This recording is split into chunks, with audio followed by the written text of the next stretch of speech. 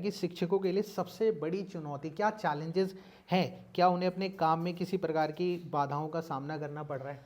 आज के शिक्षक के लिए सबसे बड़ी बाधा ये है उसको पढ़ाना भी है और डिसिप्लिन में लाना है, लेकिन सिर्फ पुचकार पुचकार के, शुगर कोटेड। मैंने आपको डॉक्टर की तरह प्रिस्क्रिप्शन तो लिख दिया कि तुम्हें ये सब चीज़ें करनी है, लेकिन मैंने तुम पे छोड़ दिया कि अब देख लो भाई, कैसे तुम्हें करूं? सुधरना है नहीं तो क्या आपको लगता है आप खुद अपना ट्रीटमेंट कर लोगे? बिल्कुल नहीं। क्या कोई डॉक्टर आपको ट्रीट कर देगा अगर आप उसकी बातों पे अमल ही नहीं कर रहे हो?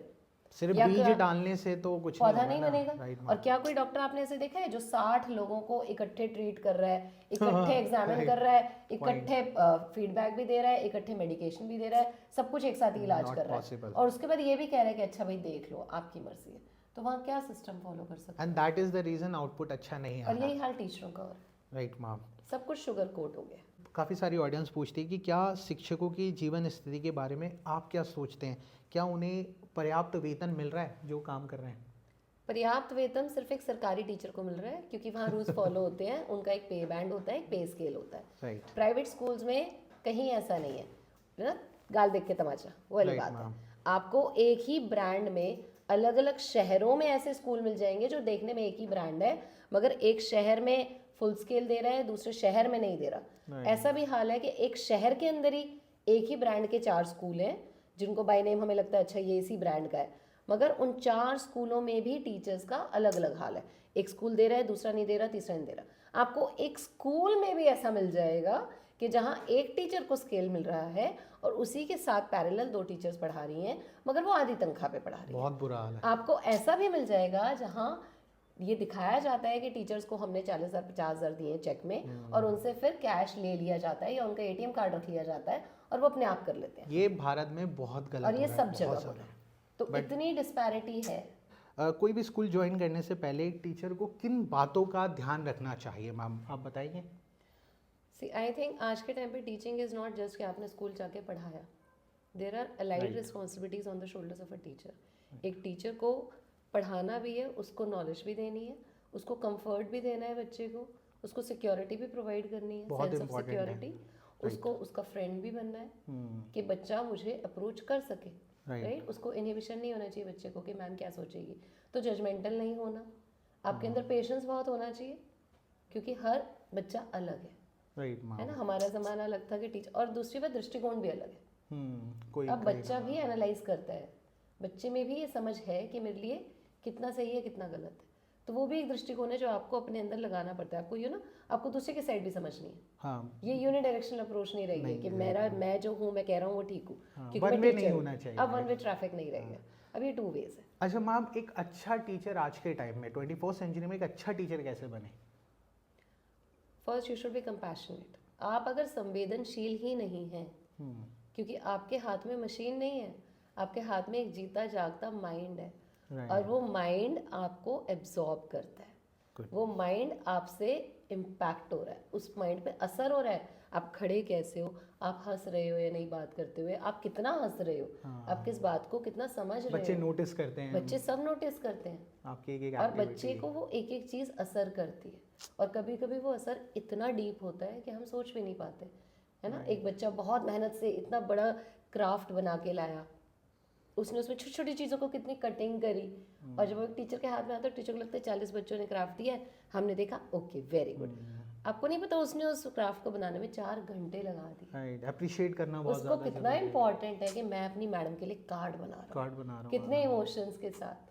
और मुझे ऐसा लगता है कि कहीं ना टीचर्स को भी छोटे छोटे लाइक गिफ्ट्स रखने चाहिए। वो हम देते, वो बिल्कुल देना चाहिए, क्योंकि आपका हर जेस्चर बच्चे को पॉजिटिविटी की तरफ लेके जाता है। बट मैम ऐसा नहीं लगता कहीं कहीं कि टीचर्स की रिस्पेक्ट सोसाइटी से खत्म होती जा रही है? इवन तो स्कूल में ही देख लो कि वो एज अ मजदूर ट्रीट कर रहे हैं उन्हें, ऐसा क्यों मैम? ये अब 2 अलग अलग बातें हैं, क्योंकि चीज़ें कमर्शलाइज हो चुकी हैं। Commercialise, right ma'am. पहले जो स्कूल होते थे वो टीचर्स को इसलिए रिगार्ड करते थे क्योंकि इंफ्रास्ट्रक्चर चाहे किसी भी स्कूल का कैसा भी हो, मेरा टीचर है जो मेरे स्कूल को उठाएगा, मेरा टीचर है जो कनेक्शन इस्टेब्लिश करेगा सोसाइटी में। अब लोगों को लगता है हमने इंफ्रास्ट्रक्चर बना दिया, लोग फीस दे देंगे, टीचर्स मिल जाएंगे, बट उन्हें नहीं पता क्वालिटी टीचर्स आपके पास रिस्पेक्ट के लिए आता है। Right ma'am. सिर्फ पैसा कमाने के लिए तो टीचिंग प्रोफेशन है ही नहीं। आपको पैसा कमाना है तो आप टीचिंग में मत आओ। नेशन बिल्डिंग है मैम, कहते हैं it is actually nation building, क्योंकि एक बच्चा आपको पूरी तरह एब्जॉर्ब करता है अपनी शख्सियत में। अगर एक टीचर टाइम से क्लास से पहुंच रहा है, बच्चे अपने आप क्लास में आएंगे। राइट टीचर क्लास में आके चिल्ला रहा है, बच्चे भी चिल्लाएंगे। टीचर चुप टीचर ही रह रहा है, डिसिप्लिन नहीं है तो फिर बच्चे बिल्कुल, क्या ही करेंगे। तो बच्चे भी उसके बिहेवियर, उनके बिहेवियर में आता है। मैम एक और चीज़ है जो हमारी ऑडियंस अक्सर पूछती रहती है कि स्कूल की क्या कंडीशन है एकेडमिक्स को लेके, कि मैंने देखा है ज़्यादातर स्कूल फोकस करता है एकेडमिक्स, बाकी जो स्पोर्ट्स पीरियड होते हैं या मेंटल हेल्थ पे काम करना बच्चों की, या बच्चों की क्रिएटिविटी को इन्हांस करना, मैम इन सब चीज़ों पे क्या स्कूल काम कर रहा है ग्राउंड लेवल पे? Some of the schools are doing, बहुत अच्छे स्कूल हैं जहाँ टाइम टेबल में इक्वल प्रोपोर्शन में सब्जेक्ट्स इन्वॉल्व किए जाते हैं। राइट कि अगर बच्चे ने 2 पीरियड एकेडमिक्स पढ़ा है तो उसके बाद का 1 पीरियड उसको एक्स्ट्रा करिकुलर देना है। मैम ठीक मैंने है। एक और ऑडियंस का आया था कि अभी नवंबर दिवाली के बाद ही काफ़ी सारे school 9th 10th 11th 12th में एग्जाम्स स्टार्ट हो गए प्री बोर्ड के Pre-boards, नाम से, तो pre-boards। इज इट राइट और wrong? Like see is it, इसमें थोड़ा हमारी बाउंडेशंस हैं, ये सीबीएसई ही फॉर्मुलेट करती है, बट वो करती हैं अथॉरिटीज़, तो वो भी ये ध्यान देके करती हैं कि इसके बाद एंट्रेंस एग्जाम्स भी आने हैं। बट मैम सिलेबस तो अभी कंप्लीट ही नहीं हुआ, अभी तो बच्चा दिवाली celebrate यहाँ करके आप निकला। एक्चुअली पॉइंट पकड़ रहे हो, क्योंकि टीचर्स पे इतना प्रेशर है। जब आपने इमीडिएटली दिवाली के बाद एग्जाम्स कर दिए तो teacher has to rush through, वो बड़ा भाग भाग के ही कराएगा ना, तो यहाँ थोड़ा सोचना चाहिए कि हमारा प्लेसमेंट ऑफ एग्जाम्स कहाँ आना चाहिए। बट मैम मुझे ऐसा लगता है पर्सनली कि ऐसा नहीं होना चाहिए, जो पर्टिकुलर टाइम बाउंड है बिल्कुल। हमें उस पर काम करना चाहिए, क्योंकि ज़रूरी नहीं है दिवाली के बाद ही या नवंबर में आप प्री बोर्ड ले लो। हमारे टाइम में भी प्री बोर्ड होता था फेब में जाके, फैब में जाके, और एक ही होता था, एक में ही कैलकुलेशन होती थी, बिकॉज सारे कंप्लीट हो जाता था। Complete हो तो जाता इसके पीछे ना भागे, मैं तो रिक्वेस्ट करना चाहता हूँ। बाकी मैम एक और क्वेश्चन है, बहुत पूछते हैं टीचर्स की, स्कूल मैनेजमेंट से आप क्या कहना चाहते हैं या क्या सुधार के लिए अप्रोच करना चाहते हैं? सबसे पहली बात तो प्लीज़ टीचर्स को टीचर्स रहने दें। टीचर्स आपके बच्चों को पढ़ाने आ रहा है, आपके क्लास की सज्जा के लिए नहीं आ रहा, ये तो मैं भी आपके रिक्वेस्ट स्कूल करूँगा। की शोशा के लिए नहीं आ रहा।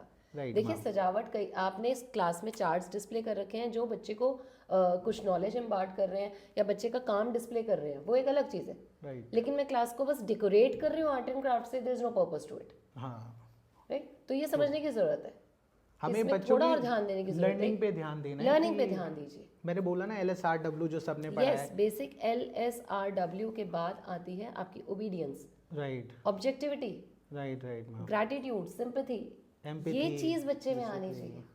आप इंडिविजुअल बना रहे हो तो वहाँ ध्यान देने की ज़रूरत है। एक टीचर का टाइम आप सजावट में लगवाना चाहते हो या टीचर का टाइम बच्चे की अपब्रिंगिंग, उसकी डेवलपमेंट में लगवाना चाहते हो?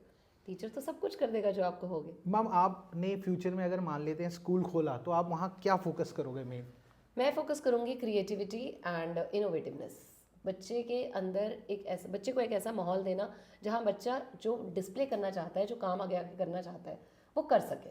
सिर्फ सिलेबस कंप्लीशन का प्रेशर नहीं है, राइट सिर्फ नोटबुक को भरने का प्रेशर नहीं होना चाहिए, राइट? अगर एक बच्चा स्लो लिख रहा है तो उसके लिए माहौल क्रिएट किया जा सके कि वो अपने स्पेस पे आगे बढ़ सके। खाना पूर्ति नहीं खाना होनी पूर्ति चाहिए नहीं होनी basically। चाहिए कि जस्ट मुझे मैटर फिल करना है, मुझे क्लरिकल जॉब करनी है, मुझे डेटा कंप्लीशन करना है।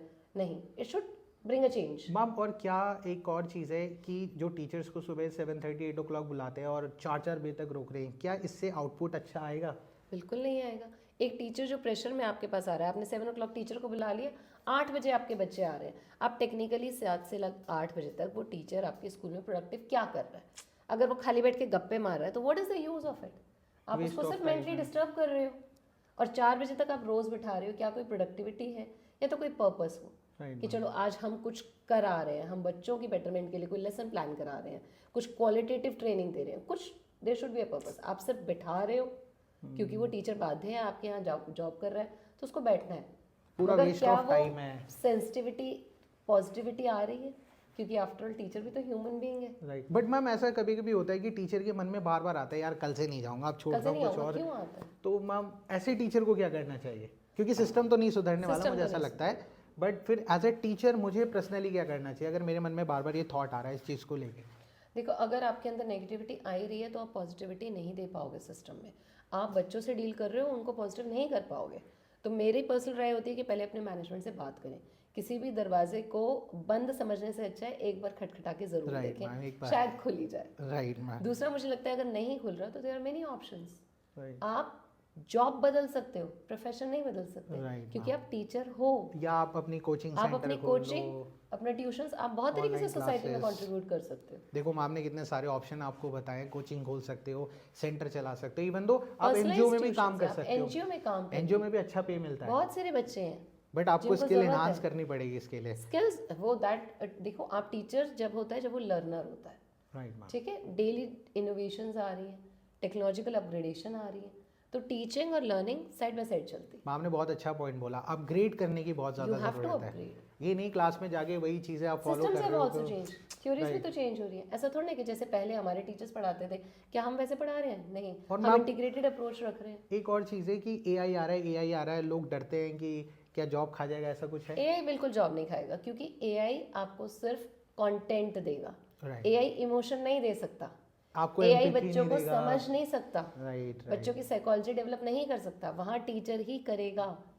और टीचिंग मुझे ऐसा लगता है दिल से दिल तक जाना एक टीचिंग है, जिसमें आप इमोशंस के साथ एम्पैथी सिंपैथी पे काम करते हो, बिल्कुल तो डरने की कोई ज़रूरत नहीं है। नहीं, AI इसमें से। डरना नहीं है, but I would say teacher को अपग्रेड होना बहुत ज़रूरी है, टीचर को इनोवेटिवनेस अपने बिहेवियर में लाना बहुत ज़रूरी है, कंपैशनेट होना बहुत ज़रूरी है, बच्चों के साथ संवेदनशील रखना, पेशेंस बनाए रखना, और हमेशा ये ध्यान रखना कि वो बच्चा आपको ऑब्जर्व करके सीख रहा है, चेंज आना, पॉजिटिव चेंज आप आना। कैसे खड़े हो ये भी ऑब्जर्व कर रहा है। मुझे अपना एक एग्जांपल याद है कि मैं डेली लंच के टाइम में एक खीरा लेके जाता था और छिलता था सामने, और उसके पीसेस करता था, सब एक एक पीस खाते थे, और फिर घर जाके वही बच्चा करने लगा, तो पेरेंट्स कह रहे कभी खीरा खाता नहीं था, आज कैसे मांग रहा है। बिल्कुल फैक्ट तो है। अब ऐसे- मैंने अपनी क्लासेस में, देखो बहुत से स्कूल्स में, प्राइवेट स्कूल्स में फ्रूट ब्रेक होता है, मगर कहीं कहीं नहीं होता, जहाँ बच्चे बेचारे एज अर्ली एज 6 बजे बस में बैठ गए, अब वो जो बच्चा 6 बजे बस में बैठ गया वो 1 घंटे तक स्कूल में पहुंचा। अब ये जो अंडरस्टैंडिंग है, ये मैनेजमेंट ना भी समझे तो टीचर के पास तब आएगी जब टीचर कनेक्शन फील कर रहा है कि मेरी क्लास में ये बच्चा 6 बजे घर से निकला है। अब चाहे स्कूल आपको ब्रेक दे रहा है नहीं दे रहा, आपका फर्ज ये कहता है कि आप उसको बोलो बेटा एक फ्रूट रोज लाओ, क्लास में आके पहले फ्रूट खाओ, क्योंकि तुम कब तो उठे होगे। अब ये अंडरस्टैंडिंग तब आती है जब आप एक्चुअली संवेदनशील हो, अटैच्ड हो जब बच्चों एक्चुअली से। आप साइकोलॉजी सोचते हो। अगर आप भी ये सोचते हो कि मैं जा रहा हूँ, मुझे पढ़ाना है, मुझे आना है, तो फिर आप भी काम बच्चों का नहीं भला नहीं कर पाओगे। क्या ऐसी कोई हेल्पलाइन नंबर है टीचर्स के लिए जो I wish helpline number create हो सके, बट अदर देन दैट मुझे लगता है कि अगर आपके अंदर नेगेटिविटी है तो प्लीज़ उस नेगेटिविटी को अपने अंदर रख के मत चलते रहो, क्योंकि कहीं ना कहीं वो आपके बिहेवियर में दूसरे तक पहुंच जाएगी। तो इट्स बेटर किसी से बात कर लो। बाकी घर मैं में बात हेल्पलाइन करो। के लिए बोल सकता हूँ, मैम को कांटेक्ट कर सकते हो, मेरे चैनल पे कांटेक्ट कर सकते हो, अपने दिल की बात रख सकते हो, बिल्कुल, we are always क्योंकि बहुत there. ज़रूरी है बहुत शेयर ज़रूरी। करना। और कभी कभी ना आपके और हमारे जैसे लोग इसलिए भी इन्वॉल्व होते हैं क्योंकि हम इम्पार्शल हैं, हम जजमेंटल नहीं हैं। हाँ, तो बिंदास होके अपनी चीज़ें आप रख सकते हो, हम कहीं ना बिल्कुल कहीं शीशे की तरह, हाँ। जैसे उनको आईना दिखता है और वहां से हम उनको उनका रियलिटी जो है दिखाते हैं, रियलिटी चेक। सो वो भी बहुत ज़रूरी है। आप बच्चों में रहते हो, टीचर्स का एक परिवार सिर्फ बच्चों का ही होता है, जहाँ वो अपनी ज़िंदगी का मेजॉरिटी ऑफ द हिस्सा बच्चों के साथ बताते हैं। आपको क्या लगता है आजकल का बच्चा अलग है? मैम आजकल के बच्चे अलग नहीं हैं, हमें अलग बनना पड़ेगा। हम हमेशा दूसरा पार्ट देखते हैं कि देखो मेरी नज़र में बच्चे दो तरीके के होते हैं, अच्छे और बहुत अच्छे। तो हमें अपने आप को चेंज करना है उनके अकॉर्डिंग। बच्चा अलग नहीं है, बस स्ट्रैटेजी अलग हो गई है, इन्वायरमेंट अलग हो गया है, तो बस वो डील करने आना चाहिए। डील करना आना राइट चाहिए। मैम। एंड देन बच्चे के साथ जो अहम जुड़ाव होता है वो होता है एक पेरेंट्स का, Right. Right? Teachers are the second parents. जो पेरेंट्स का है वो रोल आपको क्या लगता है आज के समाज में बदल गया है? मैम ये डिपेंड करता है फैमिली टू फैमिली। कुछ लोगों का है जो वेल सफिशिएंट है चीज़ें उनके पास, तो बच्चों को बहुत प्यार करेंगे, वो बहुत ज़्यादा टाइम देंगे। बट जिनके पेरेंट्स अभी भी स्ट्रगल कर रहे हैं, तो वो गैप आ जाता है। बस उस गैप को फिल करने के लिए टीचर्स इंपॉर्टेंट रोल प्ले करता है मैम। अब इसी बात से बात आती है, टीचर्स का क्या रोल है? क्या सिर्फ पढ़ाना is all about a teaching? उसके अलावा टीचर्स कैसे इम्पैक्ट करते हैं बच्चे की लाइफ को? मैम पढ़ाना ज़रूरी नहीं कि पढ़ाना हमें किताब कॉपी लेके ही है। आप हर एक एक्टिविटी, आप अपने पोस्चर जेस्चर, आप अपनी बातों से भी पढ़ा सकते हो। मेरे हिसाब से ऐसा लगता है कि पढ़ाने का मतलब है कि बच्चे को सही से लिखना आ जाए, पढ़ना आ जाए, बोलना आ जाए और सही सोच आ जाए। मैम हो गया, फिर वो अपने आप डेवलप कर लेगा, अपने आप को किताबों में कहीं ना कहीं खो देगा और कुछ ना कुछ बन पाएगा। तो टीचर का एक काम होता है हॉलिस्टिक चीज़ों को देखना और उनके साथ खड़े रहना। जैसे मेरे पास आज फ़ोन है, अगर कोई बच्चा कहीं प्रॉब्लम में है, कुछ डाउट आ रहा है, उसने मुझे कॉल किया, तो as a parents, as a good teacher मेरा काम है उठा के बात कर लेना। चलो शायद मजाक ही कर ले, हेलो सर कैसे हो, हैप्पी न्यू ईयर, ठीक है, इतनी सी बात करके आप काट सकते हो। इग्नोर नहीं करना, क्योंकि कभी कभी कोई ऐसा कॉल आ जाता है जो बहुत सीरियस होता है और उस टाइम पे उसे अटेंड करना बहुत ज़्यादा ज़रूरी है। तो as a friend, as a family member, as a कुछ भी करके बस उनके साथ बने रहिए, मैं तो यही कहना चाहता हूँ। मतलब हम एफर्ट करें तो हम लाइफ इम्पैक्ट जो करते हैं वो हम एक्चुअली एक डायरेक्शनल अप्रोच कर सकते हैं कि एक पॉजिटिव डायरेक्शन में आप बच्चे को कर रहे हो अप्रोच, राइट मैम, राइट। और उस पर वो सुधार लाया जा सकता है जो भी हम उसमें चाहते हैं। राइट और कभी कभी होता है कि जैसे मैं ही टीचर हूँ, मैं कोई काम उस पर कर रहा हूँ बट मेरे से वो नहीं सुन रहा, बट मैं देखता हूँ कि उसकी क्लास में उसका कोई फ्रेंड है जो बहुत लाइबल है, जिस पे ट्रस्ट करता है, तो उसके थ्रू करा लेता उसके हूँ। थ्रू करा लेते हैं। तो मैम ऐसा भी होता है। अच्छा, मतलब देयर इज़ नो हार्म कि हम हमारे आसपास जितने भी ऑप्शंस हमारे पास अवेलेबल हैं वो हम चैनलाइज करें ताकि बच्चे की डेवलपमेंट हो। डेवलपमेंट हो, और ज़रूरी नहीं इसमें टीचर ही इंपॉर्टेंट रोल प्ले करेगा या पेरेंट्स ही करेगा, क्या पता उसका मामा करे, क्या पता उसकी बुआ भी टच में है जहाँ भी गई है, या फिर उसकी क्लास का दोस्त है या उसका कोई सीनियर है, या बस में रूट में जो जाता है कोई भैया है, तो कोई भी कर सकता है। बट एक पॉजिटिव डायरेक्शन में अच्छी चीज़ें बोलना, कान में अच्छी चीज़ों को डालना, अच्छी सोच देना। तो एक टीचर का रोल ये है कि उसको फैसिलिटेट करे कि उसका एनवायरनमेंट ठीक हो। राइट, मेन है इन्वायरमेंट। हाँ, इन्वायरमेंट और प्लस लोग आसपास के उसके अच्छे हो। बाकी मेहनत आप लोग कर रहे हैं, करते रहिए और आशा रखिए, है ना, डेली न्यू एनर्जी के साथ उठ के कुछ And अच्छा करना है होपलेस बच्चों के होने लिए। की बिल्कुल ज़रूरत नहीं है। आप बहुत अच्छे प्रोफेशन में हो क्योंकि आप मशीनें नहीं बना रहे, आप इंसान बना रहे हो। और बस इंसान ये को, पावर समझो कि हम बना रहे हैं, इंसान को इंसान बनाना हमारे हाथ में हमारे हाथ में, बिल्कुल और हमारे कोई कर भी नहीं पाएगा। नहीं कर पाएगा। बस ये होता है कि थोड़ा एज, बच्चे नए आ रहे हैं, कुछ पुराने, इनमें तालमेल बिठाना है। जो बैठे हुए हैं ऊपर, उन लोगों को नए न्यू यंग जनरेशन को चांस देना है कि हाँ you can do Yes. It, आप आओ, उनके लिए प्लेटफॉर्म बनाना है। क्योंकि काफ़ी सारे स्कूल में मैं ही देखता हूँ कि वो काटते हैं एक दूसरे को, पॉलिटिक्स करने लगते हैं, ये सब खत्म कर दो। There is no point. मतलब आप देखो, अगर आपके अगेंस्ट कोई पॉलिटिक्स कर रहा है, आप एक बार, दो बार, तीन बार आप समझ जाओगे ना, हाँ राइट, और फिर आप रिटेलिएट भी करोगे, आप उसके साथ कुछ तो करोगे ना, काउंटर एक्शन। आपकी एनर्जी आप उसमें लगा रहे हो, तो इट्स बेटर कि क्यों चेंज करना? करो। हाँ, ग्रोथ इकट्ठे बाकी करो। क्रिएटिव रहें, बच्चों के साथ हंसते खेलते रहें, जितना प्यार हो उतना बांटे, क्योंकि हम सब एक दूसरे से जुड़े हुए हैं और ये ब्रह्मांड और देखो, हमारे। ऐसे नहीं कहा जाता बच्चे आर द मोस्ट इनोसेंट। बच्चों के पास आओ तो और टेंशन वैसे ही खत्म हो जाती है। हाँ राइट, ये तो मैंने भी फील किया है कि है ना? हाँ अब बच्चा गिरता है, उठता है, हंसता है, right, this is what you can learn. और पूरा दिन संभालने, ए sit down, come here, open your book, तो आपको पता भी नहीं लगता और बड़ा अच्छा लगता है कि यार ये 8-9 घंटे ऐसे ही चले गए बच्चों के साथ। तो अच्छा प्रोफेशन इसीलिए है। इसीलिए अच्छा, दैट्स बाकी thank you so much, Thank you. हमारे साथ जुड़ते रहिए। कोई भी प्रॉब्लम हो, मैम से जुड़े, हमसे जुड़े, अपनी शेयर कर सकते हैं, हम हमेशा अवेलेबल हैं। और बिल्कुल। अपनी सोच में डेली चेंज लेके आइए, and be positive. Be positive, और हेल्दी खाना खाइए, दवाइयों वगैरह का ध्यान रखिए, और ट्राई कीजिए कि कोई मेंटल कुछ ऐसा ना हो, फिजिकल ना हो, और खूब खुश रहिए। Thank you so much, thank you ma'am.